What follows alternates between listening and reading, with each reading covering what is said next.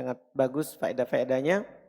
Kitab Ma'alim fi Thariqi Thalabil Ilmi karya Syekh Sadhan hafizahullah taala. Kita masih di pembahasan terakhir terkait dengan waktu-waktu yang ditelantarkan oleh penuntut ilmu. Bismillahirrahmanirrahim. Alhamdulillah. Wassalatu wassalamu ala Rasulillah wa ala alihi wa man walah. Amma ba'd.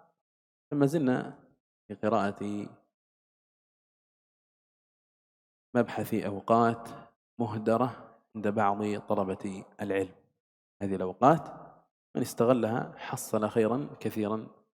أول هذه الأوقات المهدرة الزيارات، وأخذنا أيضا الاشتغال بأمور مفضولة، وأخذنا أيضا الأشرطة السمعية واستغلال هذا الخير والانتفاع منه. توقفنا عند الأمر الرابع وهو بين الأذان والإقامة. قال المؤلف حفظه الله ونفعنا بعلمه: من الأوقات التي فرطنا فيها الوقت الذي بين الأذانين. أي بين الأذان والإقامة. الإقامة تسمى أذانين، تسمى أذان كما في الحديث بين كل أذانين صلاة، أي بين الأذان والإقامة. قال: فلو أنك قدرت الوقت الذي بين الأذان والإقامة لصلاة الظهر والعصر والعشاء والفجر لوجدت بين كل أذانين ثلث ساعة. هذا السائد في تلك البلاد أن يجعلوا بين الأذان والإقامة ثلث ساعة، أي 20 دقيقة. هذا على أقل تقدير، بعض المساجد قد تزيد. إذن تحصل لنا ساعة وثلث. الوقت بين الأذان والإقامة يقول ساعة وثلث. أما صلاة المغرب فإن الوقت قصير بين أذانها وإقامتها. وإني لأجزم أن من استغل هذه الأوقات بين الأذان والإقامة لقراءة القرآن الكريم، سواء مراجعة ما حفظ أو حفظ ما لم يحفظ، فإنه سيحفظ شيئا كثيرا من كتاب الله. وعليك أن تحسب هذا الوقت لمدة شهر، فستجد أنه يكون لدينا 40 ساعة في الشهر يقضيها الإنسان في حفظ القرآن الكريم. ولو أنك الآن بحثت في أمرك لوجدت أنك لا تقرأ القرآن إلا نادرا. إذا استثني رمضان شرفه الله. فهذا الوقت الذي بين الأذانين لم يستغله الكثير منا، والسبب في ذلك هو التأخر عن الذهاب إلى المسجد. Perkara yang keempat, setelah kita sebutkan perkara yang pertama, terlalu banyak berkunjung. Perkara yang kedua adalah sibuk dengan waktu yang tidak penting. Kemudian perkara yang ketiga adalah lalai dari mendengarkan rekaman-rekaman. Ini sekarang yang keempat, termasuk waktu yang dilalaikan oleh penuntut ilmu, dia tidak pakai, adalah antara adzan dan iqamah. Waktu di antara adzan dan qomat. Kata beliau termasuk waktu-waktu yang kita telantarkan adalah waktu yang di antara dua adzan, itu antara adzan dan iqamah. Karena antara adzan dan iqamah disebut adzan oleh sebagaimana dalam hadis Nabi SAW, baina kulli adzanain shalah, antara setiap dua adzan itu ada solat. Maksudnya antara adzan dan iqamah. Seandainya kamu takdirkan, anggaplah kamu perkirakan bahwa waktu antara adzan dan iqamah untuk sholat duhur, sholat asar, sholat isya dan sholat fajar, kamu mendapatkan antara dua adzan itu sepertiga jam. Sepertiga dari 1 jam. Sepertiga maksudnya 20 menit. Ini kata beliau kebanyakan antara waktu adzan dan iqamah di sana, di negeri mereka. Biasanya mereka menetapkan waktu kebanyakan di masjid antara adzan dan iqamah 20 menit. Di sana 20 menit. di negeri mereka. Bahkan ada masjid lebih dari itu. Di sana ada masjid mereka tidak qomat cepat. Mereka tidak qomat cepat. Anggaplah sepertiga. Anggaplah sepertiga, 20 menit. Ini paling sedikit di sana. Idan tahassala lana sa'ah wa thuluth. Kalau begitu antum bisa mendapatkan 1 jam sepertiga lagi. Waktu, kalau dihitung di waktu antara adzan dan iqamat. Karena dikali waktu zuhur, asar, maghrib, isya. Subuh. Maghrib, dalam waktu maghrib ada pun waktu maghrib pendek. Antara adzan dan iqamat. Ya, hilangkan 1 maghrib. Hilangkan 1 waktu, yaitu maghrib. Berarti sisa 4 waktu. 4 kali sepertiga. Berarti ada 1 jam sepertiga. Ada 1 jam sepertiga setiap hari. Bisa dipakai. Iya, sungguh kata beliau, saya betul-betul bertekad. Ini saya bercerita tentang dirinya. Saya bertekad bahwa saya memastikan. Saya bertekad dan memastikan bahwa siapa yang menggunakan waktu-waktu antara adzan dan iqamah ini untuk membaca Al-Quran Al-Karim, sama saja apakah dia mau murojaah apa yang dia telah hafal atau menghafal yang belum dia hafal, maka sungguh dia akan menghafal yang banyak dari kitabullah. Kalau dia pakai, beliau bilang saya pastikan begitu. Ya, saya pastikan. Dia akan menghafal yang banyak dari kitabullah. Dan bagimu untuk tentunya menghitung waktu ini, coba hitung sebulan berapa jadinya. Dalam sehari kamu pakai antara adzan dan iqamah 1 jam sepertiga. Coba hitung berapa jadinya 1 bulan. Ya, bagi antum bisa menghitungnya. Maka kamu akan mendapatkan kita memiliki 40 jam dalam sebulan. Karena kali 1 jam sepertiga dikali sebulan, kamu akan mendapatkan 40 jam 40 jam dalam sebulan. Kamu habiskan untuk menghafal Al-Quran. Itu kalau antum hanya gunakan antara adzan dan iqamah. Waktu ini, ya, waktu ini alladzi bainal adzanain, waktu ini antara 2 adzan tadi, antara adzan dan iqamah, kebanyakan kita tidak menggunakannya. Apa sebabnya? Sebabnya adalah kita ta'akhur anid dhahab ilal masjid. Lambat kita pergi masjid.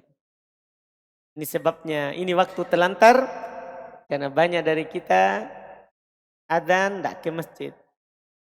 Ya, lambat ke masjidnya.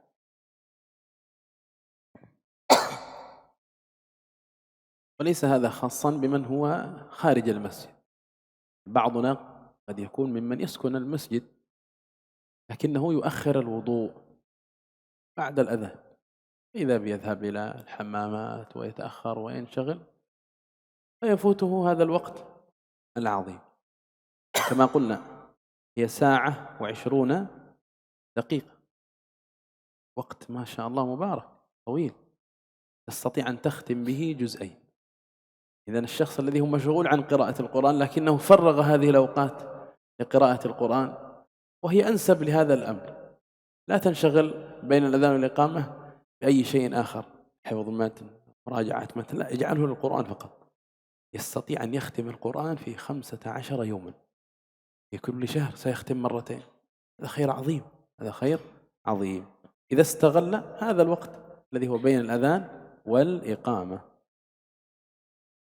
Ini tidak khusus bagi orang yang tinggal di luar masjid, maksudnya tadi itu, yang terlambat datang.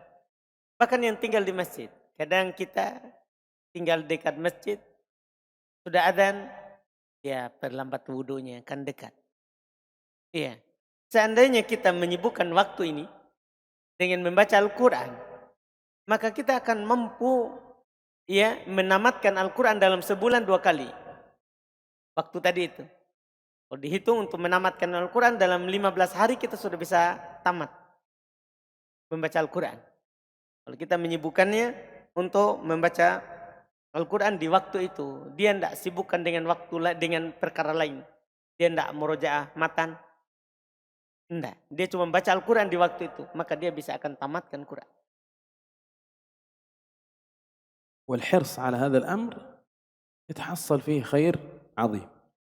حرص على التبكير إلى الصلوات واستغلال أوقات بين الأذان والإقامة، يحصل في ذلك خير كثير، منه ما ذكرنا أنه لو استغله وجعله لقراءة القرآن فإنه سيختم في كل شهر مرتين.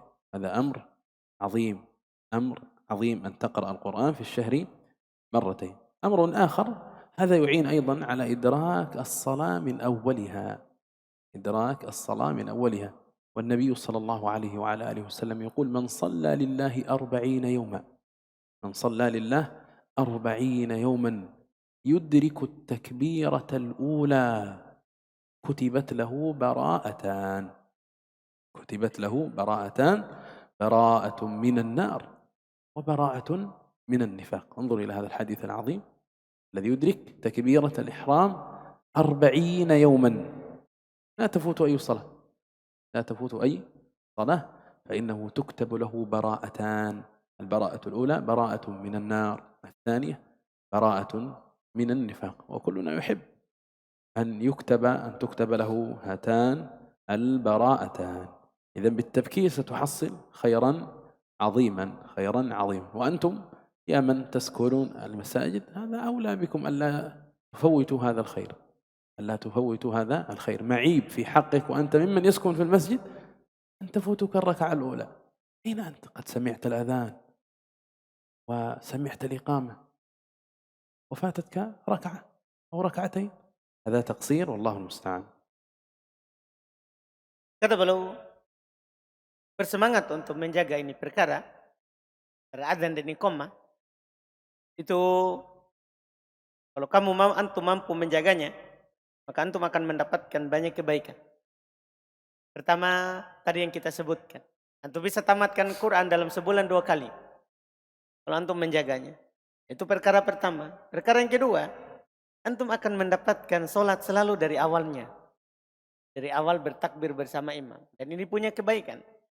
Nabi SAW telah bersabda, ya, man shalla 40 yawman, siapa yang sholat 40 hari, dia mendapatkan takbir bersama imam, mendapatkan takbir bersama imam. Maka apa yang akan terjadi yang dia dapatkan? Kutiba lahu baru'atan, akan dituliskan untuknya 2 pembebasan. 2 pembebasan. 1 baro'ah minan nar, yang pertama dia akan terlepas dari sifat dari neraka. Dia akan terlepas dari neraka, terbebas dari neraka. Yang kedua, dia akan terbebas dari sifat munafik. Maka wahai penghuni masjid, wahai penghuni masjid, iya, aib bagi antum terlambat padahal antum tinggal di masjid. Allahul musta'an.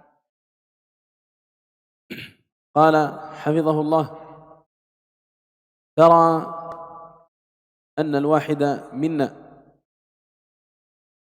لا يذهب إلا مع الإقامة أو قبيلها مصاحبا لألفاظها، فلا هو استغل الوقت، ما استغل الوقت الذي هو بين الأذان والإقامة. لو أنه استغله وهو في بيته لا حرج، لا مشكلة، وكان بيته قريبا، لكنه ضيع هذا الوقت أصلا. قال: ولا هو أدرك الأجر من صلاة الملائكة عليه. النبي صلى الله عليه وسلم يقول: فهو في صلاة من انتظر صلاة، والملائكة تستغفر له، تقول: اللهم اغفر له، اللهم ارحمه. هذا فضل عظيم لمن بكر إلى المساجد. قال: ولا أجر التبكير للصلاة، ولا إدراك الصف الأول. إذن كذلك يفوته غالبا الصف الأول، لا سيما في المساجد المزدحمة، المساجد المزدحمة تجد أن من تأخر فاتته الصفوف الأولى. ثم قال: وما أجمل وما أروع ما روى ابن حجر في التهذيب في ترجمة إبراهيم ابن ميمون الصاغ، حيث ذكر أن يحيى بن معين قال عنه: كان نجارا. الإمام إبراهيم بن ميمون الصاغ كان ماذا؟ كان نجارا، وكان إذا رفع المطرقة وسمع الأذان الله أكبر لم يردها مرة ثانية، لم يردها مرة ثانية، وإنما بادر للذهاب للمسجد. وهذا غالب ما يؤخر كثير من الناس، يسمع الأذان يقول أزيد هذه، أكمل هذه، بقي هذا، شيء يسير، وإذا به يتفاجأ بسماع إيش؟ الإقامة. لكنه لو عمل كما عمل الإمام إبراهيم الميمون السائغ انقطع عن العمل. بعضنا ينشغل بالعلم لكنه انشغال في غير محل، يقول بقي هذا، أقرأ هذه الصفحة، أزيد هذا، أكتب هذا، انتهي منه، وإذا به يتفاجأ بسماع ماذا؟ الإقامة، فلا يستطيع أن يدرك الصف الأول ولا يستطيع أن يدرك التكبيرة الأولى، لأن الكثير منهم ما قد توضأ أصلا، ما قد توضأ، ظن أنها ستكون دقيقة ودقيقة، وإذا بهذا الوقت قد أخذ وقت ما بين الأذان والإقامة. إذا نكون مثل هذا بإذن الله. إذا سمعت الأذان اترك أي شيء في يدك، اترك أي عمل أنت فيه واذهب للوضوء، توضأ، هكذا إن شاء الله ستحصل خيرا كثيرا. Kata beliau, kita memperhatikan salah seorang dari kita itu tidak pergi ke masjid kecuali kalau sudah qomat. Atau sebelum qomat berbarengan dengan lafaz azan, lafaz iqamat. Berbarengan dengan lafaz iqamat yang dikumandangkan. Falahu astaqallal waqt, maka dia tidak menyibukkan waktunya. Walahu adrakal ajr min salatil malaika alaih, dia tidak pula mendapatkan pahala dari solawatnya malaikat atasnya. Karena seorang itu selama dalam menanti solat, maka dia dianggap ditulis sebagai orang yang solat. Dan malaikat memintakan ampun untuknya, bersolawat untuknya. Ini selama dia menanti solat. Dia tidak dapatkan itu, dia terlambat. Dia tidak pergi kecuali qomat. Wala ajar tabkir li sholah, dia tidak mendapatkan pahala bersegera dalam solat. Wala idraka safil awal, dia juga luput saf yang pertama.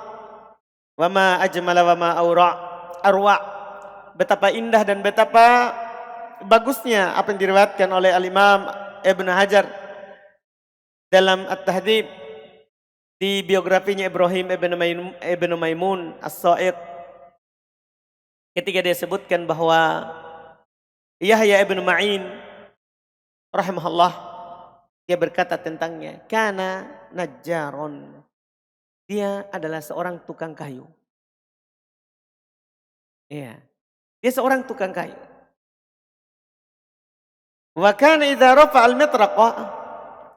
al-mitraqah adalah dia kalau sudah mengangkat palunya untuk memalu sesuatu, terus dia dengar adzan, maka dia tidak akan mengembalikan palunya, dia tidak jadi. Dia langsung letakkan. Dan dia langsung bersegera untuk pergi ke masjid. Ini kan perkara yang kadang menyibukkan kita.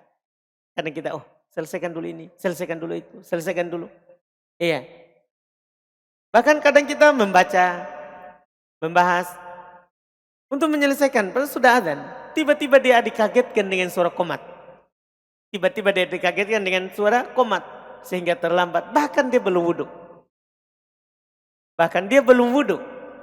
Dia sibuk tunggu qomat. Nah, seandainya kita menggunakan waktu ini, iya, antara adzan dan iqamah, maka kita akan mendapatkan perkara yang sangat banyak. Maka kita harus menjadi seperti ini. Kata Syekh, nakunu mitlah, kita hendaknya menjadi seperti orang ini tadi yang disebutkan oleh Imam Ibn Hajar rahimahullahu ta'ala. Tidaklah kita mendengar adzan kecuali langsung kita pergi wudu, kita pergi langsung ke masjid.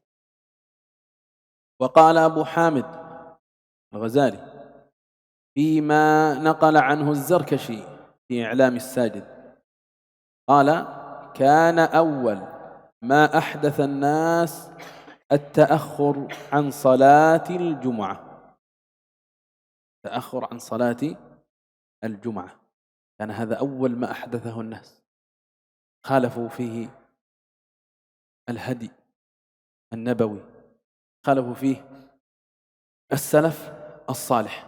قال ولقد كان الأوائل، انظر كيف كان السلف، ولقد كان الأوائل يذهبون للجمعة بالسرج في أيديهم، يبكر لصلاة الجمعة وما زال الوقت مبكرا جدا حتى أنه يحتاج إلى السرج تنير له الطريق، يعني بعد صلاة الفجر مباشرة بوقت يسير وإذا به قد ذهب إلى المسجد. قال أي مبالغة في التبكير لها. انظر الذي يبكر مثلا إلى المسجد يوم الجمعة كم سيكون معه ساعات قبل الخطبة. لذلك ذكر لنا عن شيخ مقرئ كان شيخا متقنا لا تجد في يده المصحف، كان متقنا لا يحمل المصحف وما شاء الله متقن، يفتح على الطلاب هذا يقرأ من سورة كذا وهذا من سورة كذا وهذا من سورة، ولا يفتح المصحف. إنه كيف؟ فوجدوا أن هذا الشيخ يحرص على التبكير يوم الجمعة، يصلي الفجر ويجلس مكانه، قد تهيأ صلاة الجمعة ويبتدئ من أول الختمة فيقرأ نصف المصحف في كل جمعة غيبا. بعد صلاة الفجر ما يأتي الظهر إلا وقد قرأ نصف الختمة، الأسبوع الذي يليه النصف الآخر، وهكذا الجمعة التي تليها النصف الأول، التي تلي النصف الثاني، وهكذا يختم نصف المصحف من صلاة الفجر إلى صلاة الجمعة. حينئذ رسخ الحفظ في ذهنه وأتقن القرآن لأنه يتعاهد القرآن فأتقن، فما احتاج أن يحمل المصحف. Kata beliau, qala Abu Hamid Al-Ghazali rahimahullah, pada apa yang dinukil Az-Zarkashi dari beliau di kitab I'lam As-Sajid, beliau berkata kana awwalu ma ahdatsan nas, adalah yang pertama sekali yang diada-adakan oleh orang setelah generasi terbaik, at-ta'akhur an salatil jum'ah, datang terlambat ketika sholat Jumat. Iya, kan tidak mandi kecuali sudah mau. Ini ternyata ini adalah perkara yang paling pertama yang orang ada-adakan. Datang terlambat di sholat Jumat. Ini menyelisih hadits Nabi. Ini menyelisih hadis Nabi. Datang terlambat di sholat Jumat. Sungguh di generasi awal, laqad kana al-awail, sungguh telah terjadi pada generasi awal, mereka pergi ke masjid dengan lentera, dengan lampu. Dengan lampu di tangan mereka, masih gelap. Ini karena cepatnya mereka pergi ke masjid. Mereka pergi ke masjid masih gelap di generasi awal. Di generasi awal. Dan berapa jam kalau kita pergi awal di masjid kalau hari Jumat untuk menunggu Jumat? Berapa jam yang bisa kita pakai untuk membaca Al-Quran?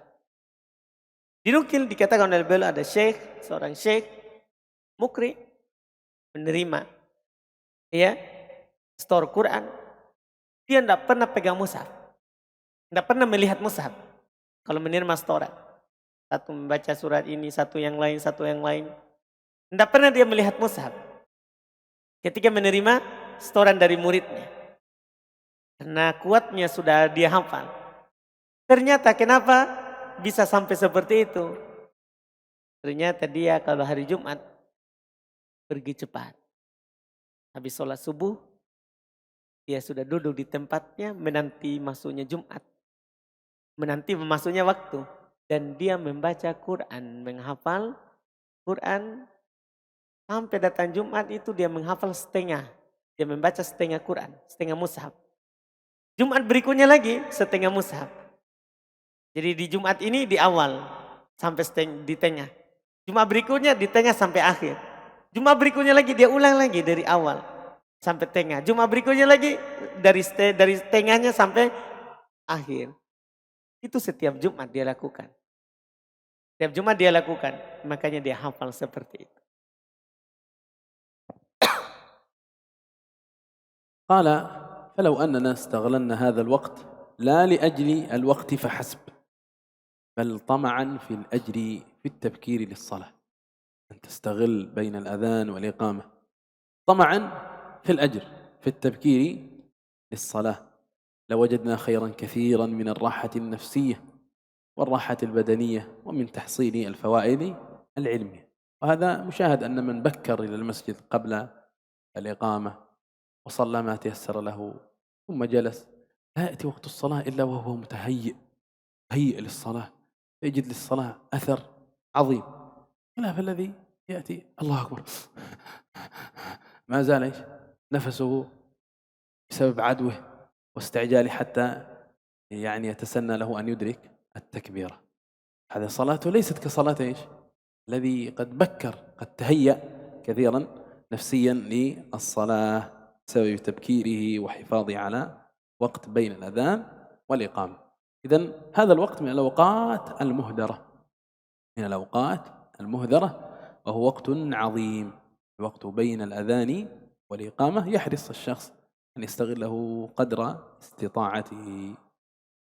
Kata beliau, seandainya kita menggunakan waktu ini hanya sekedar untuk menjaga waktu, karena bukan hanya sekedar untuk menjaga waktu, bukan, tapi karena mau mengharap pahala saja, karena bersegera untuk pergi ke sholat. Kalau hanya seperti itu saja, ya kita akan mendapatkan kebaikan yang banyak. Apalagi kalau hal lain lagi. Kalau hanya sekedar menjaga saja supaya kita segera melakukan sholat, maka kita akan mendapatkan kebaikan yang banyak. Minar rohati nafsiyah, berupa ketenangan jiwa. Kita sudah datang sebelumnya, datang qomat, kita masuk di sholat dalam keadaan ya sudah nyaman. Ini akan berbeda tentunya dengan orang yang datang qomat baru pergi lari, masuk di sholat sudah napasnya sudah ngos-ngosan. Berbeda dengan orang yang masuk duluan, yang sudah siap untuk sholat. Rohatul badaniyah, badannya sudah ya nyaman untuk menghadapi sholat. Wa min tahsilil fawaid al-ilmiyah, dan dari mendapatkan faedah-faedah ilmiah ketika kita bersegera untuk datang ke sholat. قال الأمر خامس القراءة الحرة. قال نستطيع أن نشغل أوقاتنا الضائعة بالقراءة الحرة، فيجعل الإنسان من وقته شيئا يسيرا في منزله يقرأ فيه. ويختلف الناس بين مستقل ومستكثر، فبعضنا قد يكون غير متزوج ولم يشغل بأولاد أو بقضاء حاجيات، وهذا لزاما عليه أن يستغل ذلك الوقت. فقد ذكر عن سفيان رحمه الله فيما نقله ابن جماعة أنه قال: من تزوج فقد ركب البحر. من تزوج ركب البحر، هذا أمر طيب، لكن أين المشكلة؟ قال: فإن ولد له ولد فقد كسر به، يعني غرق غرق بمشاغل الدنيا ومطالب الزوجة والأولاد. قال: ومراد والله أعلم أن صاحب الزواج يشغل، وليس هذا على إطلاقه، لكن القصد أن يستغل الواحد منا بقاءه في منزله. إذن هناك أوقات يجدها الشخص ضائعة، استغلها في القراءة الحرة، لا سيما من لم يشغل بزوجة ولا بأولاد، فإنه قد ركب البحر من تزوج، فإذا ولد غرق بمشاغل الدنيا. Perkara yang kelima yang dilalaikan oleh penuntut ilmu sehingga dia tidak mendapatkan faedah adalah al-qiraatul harrah. Dia tidak mau membaca bebas. Maksudnya dia tidak bisa atur waktunya untuk membaca tertib, mengatur buku dulu yang dia baca. Dia juga tidak membaca dengan bacaan-bacaan bebas. Baca bebas maksudnya apa yang dia dapat di hadapannya dia baca. Dia tidak menggunakan waktunya untuk baca. untuk baca. Kita sebenarnya mampu untuk menyibukkan waktu-waktu kita yang telantar itu dengan membaca bebas. Ya, membaca bebas. Apa saja kebaikan yang bisa kita baca? Bisa sebenarnya. Iya. Dan seorang menjadikan dari waktunya itu sedikit saja di rumahnya dia membaca padanya. Bisa dia lakukan seperti itu. Iya, dan ini tentunya berbeda-beda orangnya. Ada yang bisa baca banyak, ada yang juga yang bisa baca hanya bisa baca sedikit. Tapi al-muhim dia pakai, dia gunakan untuk membaca bebas. Iya, dia baca kebaikan. Sebagian kita kadang ada yang belum menikah. Sebagian kita belum menikah. Dan dia tidak sibuk dengan anak-anak. Dia tidak sibuk dengan kebutuhan-kebutuhan rumah. Kebutuhan istri, kebutuhan anak-anaknya. Sebagian kita begitu. Ya, dan yang seperti ini harus baginya untuk menyibukkan waktunya untuk membaca. Dia belum punya anak, belum punya istri. Belum punya anak, belum punya istri. Iya, seharusnya disibukkan waktunya. Ya, karena telah disebutkan dari Imam Sufyan rahimahullah, sebagaimana dinukilkan oleh Ibnu Jamaah, bahasanya beliau berkata, "Man tazawwaj faqad raqibal bahr." Siapa yang menikah maka sungguh dia sudah mengarungi lautan. Nanti ya bagus, tapi masalahnya setelahnya. Karena sudah menikah, punya anak. Karena kapan setelah itu, kalau sudah punya anak, maka dia akan tenggelam. Kadang orang kita lihat seperti itu. Belum menikah, dia tidak pakai juga waktunya. Saat menikah sudah dia mulai naik perahu. Di perahu itu dapat anak. Sudah setelah itu tenggelam. Maka gunakan. Maksudnya adalah yang diinginkan oleh Imam Sufyan. Bahwa sahibuz zawaj yushgol. Orang yang sudah menikah kadang dia disibukkan. Kadang dia disibukkan. Ya. Dan ini bukan secara mutlak. Ada juga orang yang sudah menikah tapi tidak sibuk. Makanya beliau bilang ini tidak mutlak. Tidak mutlak begitu. Ya. Ada juga orang menikah tidak sibuk. Ya. Akan tetapi maksudnya adalah salah seorang dari kita harus menyibukkan waktunya ketika dia tinggal di rumah. Harus dia menyibukkan waktunya ketika dia tinggal di rumahnya. Dia gunakan waktunya untuk membaca. وإني أعجب من بعض الإخوة لا تأتيه إلا وهو في المنزل، ولكن إذا سألته وجدته يشتغل بفضول أعمال. يشتغل بفضول أعمال، لا يشتغل بالفاضل وإنما بالمفضول، يضيع وقته. بل من المصيبة والعقوبة أن الإنسان إذا قلب الجريدة أو المجلة أعادها مرتين أو ثلاث. هذا في زمانه. الآن نقول الجوال، أنه ينشغل بالجوال وتمر الساعات الطوال مع الجوال. قال فإذا أخذ الكتاب شعر بالتضايق، فتح الكتاب شعر بالتضايق. أو إذا كان في مجلس وكان المجلس معمورا بالقيل والقال والكلام المباح، ثم قال قائل أعطونا كتابا، يشعر بالتضايق. يشعر بالتضايق. الله المستعان. قال فمن علم أن هذا الأمر في نفسه فليعلم أن هذا ذنب. هذا ذنب، أو أن هذا مرتب على ذنب ارتكبه، وأن هذه مصيبة بلي بها، لأنه يهدر أوقاته فيما لا يعود عليه بالنفع وربما عاد عليه بالضرر. فإذا قيل له نستغل الوقت تضايق. فالله المستعان. من الآيات المؤثرة العظيمة قول الله عز وجل ولكن كره الله انبعاثهم فثبطهم. ولكن كره الله انبعاثهم فثبطهم. يقول الإمام ابن عثيمين رحمه الله إذا رأيت في نفسك تكاسلا عن طاعة فاحذر أن تكون ممن قد كره الله طاعته ولكن كره الله انبعاثهم فثبطهم. إذا وجدت ثقل في الطاعة تكاسل عن القيام بها ربما أنك تكون ممن قد كره الله طاعته. هؤلاء لما كره الله خروجهم للغزو لم يعنهم على أسباب الخروج، وهكذا في الطاعات قس عليها أي طاعة، والله المستعان.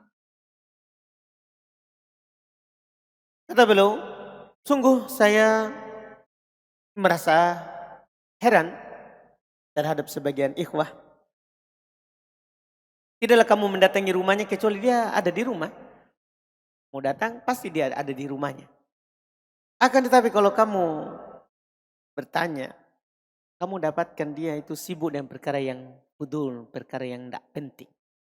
Dari pekerjaan-pekerjaan. Dia sibuk dengan perkara yang tidak penting di rumahnya. Bahkan termasuk musibah, dia tidak sibuk dengan perkara yang fadil, yang utama ya. Dia sibuk dengan perkara yang tidak utama. Bahkan termasuk musibah dan ukubah, siksaan. Seorang itu kalau sudah mulai membuka koran, membuka majalah, dia bisa ulang 2 kali, 3 kali. Dia bisa ulang 2 kali, 3 kali. Tapi kalau dia mengambil kitab, mau membaca kitab, dia mulai merasa sempit. Tak lapang.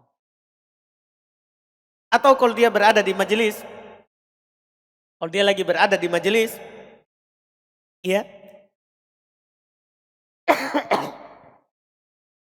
majelis ini makmur dengan tilawakol, dikatakan, mengatakan. Pembicaraan yang mubah. Kalau dia lagi berada di majelis begitu, terus ada salah seorang dari mereka yang berkata, berikan kepada kita kitab. Dia lagi bicara, berikan kitab. Apa yang terjadi? Yash'uru bittadayyu. Dia merasakan sempit. Tak senang, langsung dia tidak lapang. Siapa yang mengetahui perkara ini bahwa ada dalam dirinya, ketika diingatkan kalau kebaikan dia mau dilakukan, dia sempit. Kalau antum dapat perkara ini dalam dirinya antum, ketahuilah ini adalah dosa atau sebab dosa yang pernah antum lakukan. Ketika berbicara lain, tenang. Tapi ketika diajak untuk melakukan yang baik, sempit. Ketahuilah ini adalah termasuk perkara yang disebabkan oleh dosa yang dia pernah lakukan. Dan ini adalah musibah yang dia diuji dengannya. Ada ayat di sini kata Syekh yang sangat bagus. Itu ketika terkait dengan orang-orang yang tidak mampu pergi berjihad, Allah Subhanahu wa taala katakan walakin karihallahum bi'atahum fathabbatahum. Akan tetapi Allah Subhanahu wa taala tidak senang mereka pergi, maka Allah membuat mereka berat untuk melakukan hal tersebut. Kata Syekh Ibnu Utsaimin, kalau antum merasakan dalam dirimu berat melakukan ketaatan, maka itu karena ada dosa yang pernah dilakukan. Nah, itu adalah tidak bagus. Ini yang disebutkan. قال ولقد حدد أهل العلم كالخطيب البغدادي وابن جماعة أوقاتا للحفظ والقراءة ولكن لا تنضبط لأن الناس يختلفون. إذن حددوا أوقاتا للقراءة وأوقاتا للحفظ. هذه الأوقات يحسن فيها القراءة، هذه الأوقات يحسن فيها الحفظ، هذه الأوقات يحسن فيها المراجعة. لكن الشيخ السدحان يقول الناس يختلفون، فما يناسب هذا لا يناسب غيره ربما.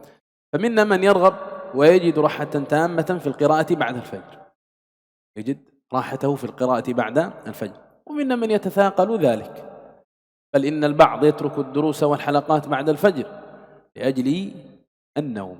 هذه مشكلة، النوم بعد الفجر هذا من ضياع البركة. ومنا من يفضل القراءة في الليل في ساعة مبكرة أو متأخرة، ومنا من هو بين فيفضل في وسط النهار. إذن ليس لهذا ضابط، ولكن بحسب الشخص. فمتى وجدت في نفسك قدرة على أن ترتب وقتا تجعله للقراءة الحرة فافعل، وخصص لك كتابا أو كتابين تقرأهما، أو ابحث مسألة واكتبها. الشاهد أن تحاول جاهدا بعد إخلاص النية لله أن تستثمر أوقاتك بكل نفع، قراءة أو كتابة أو مراجعة أو ما شاكل ذلك. هذه هي خلاصة، وهو قصد التنبيه بالقراءة الحرة أن تستغل أوقاتك قدر استطاعتك، فتجعل هذا الوقت للحفظ، وهذا الوقت للمراجعة، وهذا الوقت للقراءة الحرة، أن تطالع كتابا أو تقرأ في السير أو شيئا من هذا القبيل. Kata beliau, sungguh sebagian ahli ilmi seperti Al-Imam Al-Khatib dan Ibnu Jama'ah telah menentukan waktu-waktu untuk menghafal Quran. Iya, waktu-waktu untuk membaca, tapi ini enggak jelas, tidak pasti, enggak harus. Kenapa? Karena orang berbeda-beda. Orang berbeda-beda. Enggak bisa ditentukan ini waktu yang bagus, ini waktu yang bagus, ini waktu tidak bagus. Karena orang berbeda-beda. Iya, di antara kita ada yang senang dan mendapatkan ke lapangan untuk membaca setelah subuh. Tapi salah seorang dari kita ada yang merasa itu berat. Maka sebagian dari kita kadang meninggalkan mengajar pelajaran dan halakoh setelah fajar karena mau tidur. Ini masalah, tidur setelah fajar. Kita akan luput berkah. Di antara kita ada yang mengutamakan membaca di malam hari, di awal malam. Ada juga yang mengutamakan membaca di akhir malam. Di antara kita ada yang antara ini dan itu. Dia mengutamakan di tengah hari misalnya. Kalau begitu ini tidak ada ketentuannya. Tergantung orangnya. Kapan dia paling bagus menghafal? Kembali ke orangnya. Kapan dia bagus membaca? Kembali ke orangnya. Ini tidak ada ketentuannya. Iya, sesuai dengan orang saja. Bihasabi syaks. Sesuai dengan orangnya. Kapan kamu mendapatkan dirinya antum ada semangat, ada kemampuan untuk mengatur waktu, menjadikannya untuk membaca bebas, lakukan. Lakukan. Iya. Misalnya antum khususkan untuk diri antum kitab atau 2 kitab yang kamu baca. Atau antum membahas satu masalah dan antum menulisnya. Syahidnya adalah yang menjadi titik pokoknya adalah kamu berusaha untuk bersungguh-sungguh. Setelah niat yang ikhlas untuk tastasmir awqatak. Untuk kamu memanfaatkan, menggunakan waktu-waktumu terhadap setiap perkara yang bermanfaat. Apakah membaca, atau menulis, atau memurojaah, atau yang masyakala dzalik, apa yang serupa dengan itu. Apa yang serupa dengan itu. نكون بهذا قد انتهينا من مبحث المعوقات عن طلب العلم. معوقات عن طلب العلم. قد قرأنا في هذا الباب 10 معوقات، أولها فساد النية وآخرها التسويف، وألحق المؤلف بالمعوق العاشر الأخير وهو التسويف. أوقاتا مهدرة عند كثير من طلبة العلم، وذكر في ذلك نصائح وتوجيهات أن تستغل. وآخر ما ذكر مما قرأناه في مجلس اليوم الوقت بين الأذان والإقامة. هذا من الأوقات المهدرة التي ينبغي الحرص عليها، فإن فيها بركة ويحصل العبد في ذلك خيرا عظيما. وأيضا من الأوقات التي ينبغي أن تستغل أوقات فراغ، وينبغي للشخص أن يستغلها بالقراءة الحرة إذا تسنى له ذلك في أي وقت يناسبه والله المستعان. Berarti kita sekarang alhamdulillah sudah selesai dari membaca al-mu'awwiq, penghalang dari kita belajar. Mulai dari rusaknya niat sampai taswif, menunda-nunda sesuatu. Iya, menunda-nunda sesuatu. Dan beliau ikutkan di masalah yang ke-10 itu, taswif, itu waktu-waktu yang ditelantarkan. Ya, sampai di sini terakhir dan masuk waktu yang telantarkan adalah dua, yaitu antara adzan dan iqamat, dan ya kita menelantarkan baca dengan baca bebas. Baca dengan baca bebas. Dan juga di masuk waktu adalah yang ditelantarkan adalah waktu, intinya waktu lapang secara umum. Kalau ada waktu lapang, seorang harus gunakan untuk membaca bebas ataupun ya hal-hal yang semisal dengannya. Iya.